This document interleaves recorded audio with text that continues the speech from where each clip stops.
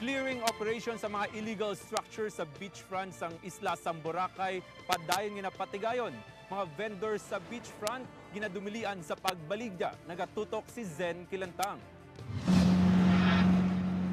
6 kabulan ang nagligad sang ginpasaraduhan ang Boracay Island sa Malay sa probinsya sang Aklan, agud ipaidalom sa rehabilitasyon, madamo na ang ginbag-o. Matapos ang pagpang-abuso sa tourist attraction, amat-amat na ini nga nagabangon. Apang ang pamangkot, handa na ba lang isla sa pag-abi-abi sa mga bisita? Wala untat ang pagpangguba sa mga iligal nga istruktura nga nahamtang sa beachfront. Kung sang una puno sa mga negosyo diri, subong ginpang kakasna. Gamit ang excavating equipment, ginpang bakbak sang Department of Public Works and Highways ang mga nabilin nga illegal structures. Sunod sa local government unit sang Malay, ginakinahanglan nga 25 ka metro ang kalayoon sang establishmento, halin sa dagat kag duga nga 5 naman ka metro nga distansya sang isa ka istruktura sa dalan.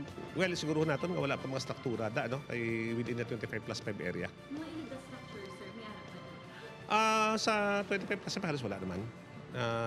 Ang iba, nag-start naman sang so we'll just make sure na matapos nilang ilang ang pag-setback.